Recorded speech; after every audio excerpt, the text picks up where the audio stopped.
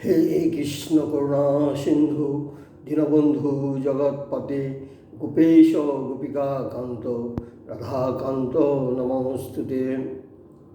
श्रीकृष्ण गोविंद हरे मुरारे हे नाथ नारायण वासुदेव।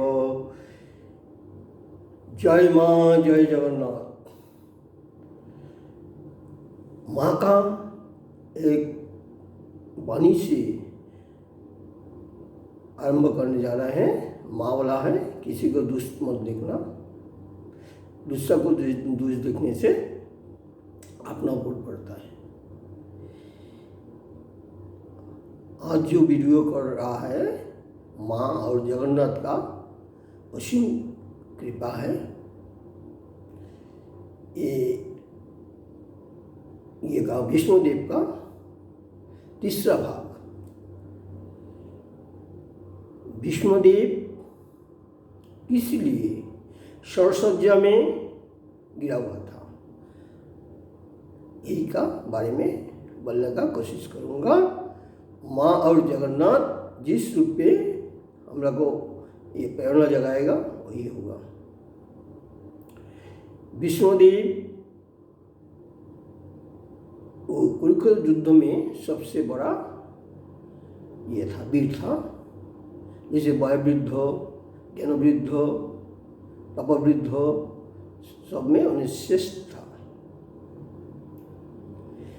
कुरुक्षेत्र युद्ध का 18 दिन का हुआ था। इसको पहले में उन्हें सरसज्जा में ये हो गया था। जब ये हुआ 18 दिन का युद्ध समाप्त हुआ, इसको बाद में युधिष्ठिर राज्याभिषेक ये हुआ, उन्हें राजपाट उनको मिला है। और जो 4 भाई है उन लोग उनका सेवक का रूप में ये था। तो उन लोग युद्ध का बाद में 36 साल राजत्व किया था। इसके बाद में उन लोग स्वर्ग ये में जाने के लिए उन लोग का मन में हुआ रहा। तो ये को अर्जुन का नाती को सबके परीक्षित को सबके उन लोग सर्वयात्रा किया था। इसको आगे में एक बात है जो युधिष्ठिर राज्याभिषेक किया, इसको उन्हें उन मन में बड़ा दुखित था। उन्हें सोचा था कि इतना आत्मीय परिजन को इस युद्ध में मृत्युवरण किया और इसको बाद में मेरा को राजपाट मिला है, इसलिए उनका मन में बहुत दुख था। इतना ये हुआ, विनाश हो गया। तो भगवान श्री कृष्ण तो अब ये में था, इंद्रप्रस्थ में था। तो एक दिन भगवान बोल रहा है, तो आपके मन में तो बहुत दुख है, तो एक दिन चलिए, विष्णुदेव अभी भी सरसज्जा में ही है, उनका इच्छा मृत्यु है, चलिए उनको दर्शन करने जाए।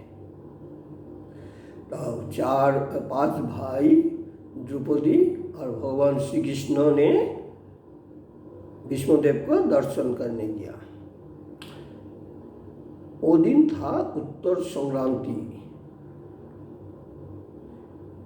तो विष्णुदेव को जब गया तो विष्णुदेव तो सरसज्जा में ये था, अपना जप धन में लीन था। तो 5 भाई द्रौपदी और भगवान श्री कृष्ण उनको सामने में पहुंचाया और उनको प्रणाम किया और प्रदक्षिण किया।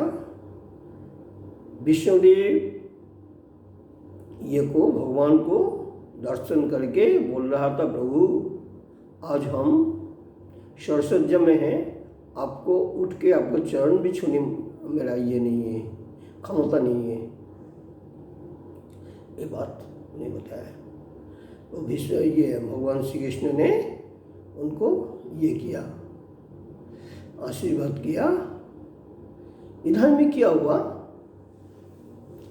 द्रौपदी ने विष्णुदेव को देख के थोड़ा मुस्कुरा था, हंस रहा था। तो भीमसेन बड़ा क्रोधित था ना, उन्हें गदा लेके द्रौपदी को मारने गया। बोला है हम लोग का पितामह ये में सरसज्जा में गिरा हुआ और तुम काहे हंस रहा है। तो विष्णुदेव बोल रहा है हम उन्हें जो हंसा है ना, इस कारण तो हम तुम लोग को बता दे रहा है, तुम लोग उनको कुछ मत बोलना। आज जो हम सरसज्जा में हैं इसका कारण है, जब हम नौजवान था तो एक दिन हम वन से ये शिकार खेलने के लिए जा रहा था। इतना टाइम में एक विषधर सर्प एक पेड़ से दूसरा पेड़ में छलांग मारा था। इतना टाइम में वो अपना बैलेंस को खो के हमारा ऊपर में गिर गया था। तो हम उतमें तो हम ये था ना, युवक था, तो हमारा बड़ा क्रोध हुआ। हम बोलते एक विषधर सर्प हमारा ऊपर में गिर गया, तो उनको हम लेस टू धर के ऐसे घुमाते घुमाते एक काटाबन में निक्षेप कर दिया। तो वो सर्प साधारण सर्प नहीं था, वो कुछ भगवान का अंश उनको में था। उन्हें मुझको बताया, हे देवव्रत, उनको नाम देवव्रत था, हे देवव्रत आप हमरा को बिना दोष में काटाबन में निक्षेप किया। हमारा दोष नहीं था, हम बैलेंस को खो दिया था क्योंकि आपको में गिर गया था। आपको हम क्षति नहीं किया और अपना काटाबन में आप उसको निक्षेप किया। हम भी आपको श्राप दे रहा है, जीवन का अंतिम में आप भी काटा में ऐसे आपका ये होगा, काटा आपको शरीर में ऐसे ये होगा। तो विष्णु यही कारण में हम सरसज्जा में है। दूसरा कारण है द्रौपदी जो गुस्सा हुआ, एक कारण हम बोल देता है। जब द्रौपदी को वस्त्र हरण कर रहा था तो द्रौपदी निरुपाय होके हम लोग को भी बताया था कि हे पितामह भीष्म आप रक्षा करिए, इस लज्जा से मुझको बचाइए। तो अब हम इच्छा करने से वो ये कर नहीं सकता, मीमांसा कर नहीं सकता था। बाकी दुर्योधन का अन्न में हम प्रतिपालित तो था, वही जो ये का वश में हम कुछ नहीं बोले, प्रतिकार नहीं किया। इसीलिए अब जिस अन्न खाइएगा तो अन्न का गुण आपके पास में होगा। अभी आप धरिए प्याज खा रहे हैं ना, तो प्याज का ये खुशबू ही आएगा। अब आप माखन खाइए, छाना खाइए, इसको खुशबू ही आएगा। इसीलिए भीष्मदेव दुर्योधन का अन्न में प्रतिबल था, बोला कुछ नहीं बोला है, इसलिए उनका दुखित था। और वही जो द्रौपदी का द्रौपदी आत्मनाद किया था, मुझको रक्षा करिए, उन्हें नहीं किया। और द्रौपदी का जो मन का जो ये था, वही में आज हम कटा में ये है। तो सब समझ गया है कि किस लिए भीष्मदेव आज सरसज्जा में हैं। तो भीष्मदेव भगवान श्री कृष्ण को बोल रहा था, हे नाथ, हे प्रभु, आप ये में जगत का नमस्व है, अब साक्षात परमेश्वर है, हम आपको भक्त है। मेरा ये था, पिताजी मुझको वरदान दिया था, मेरा इच्छा मृत्यु है।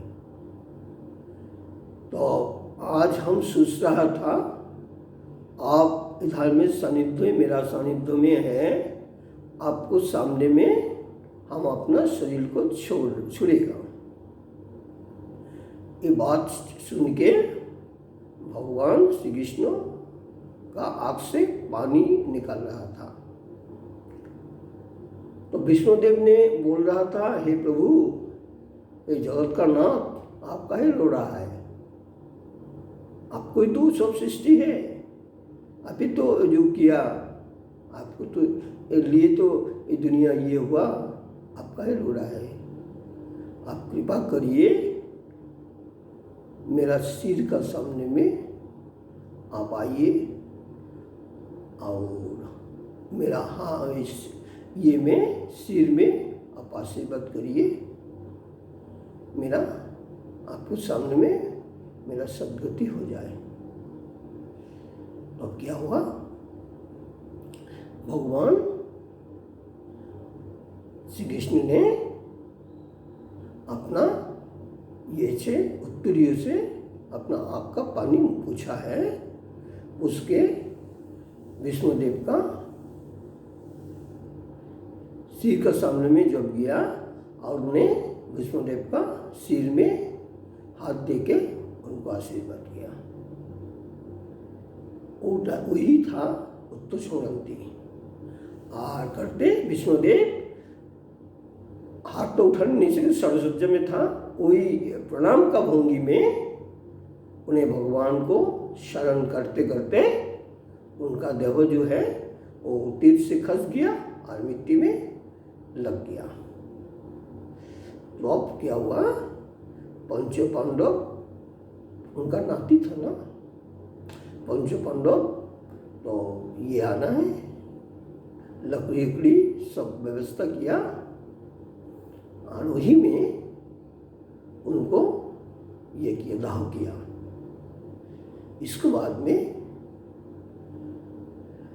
विष्णुदेव का जो एक ज्योतिमय देह भगवान श्री कृष्ण का देह में प्रवेश किया।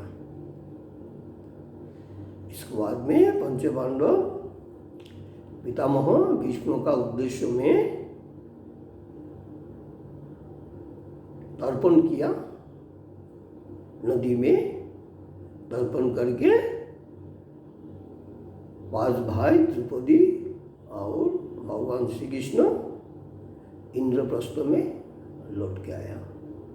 यही था विष्णुदेव, इसीलिए सरस्वती में था।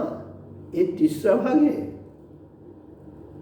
आज माँ आनंदमयी माँ और जगत का नाथ जगन्नाथ, उन लोग का वही तो कृपा था जो इस वीडियो करने का मेरा सौभाग्य प्राप्त हुआ।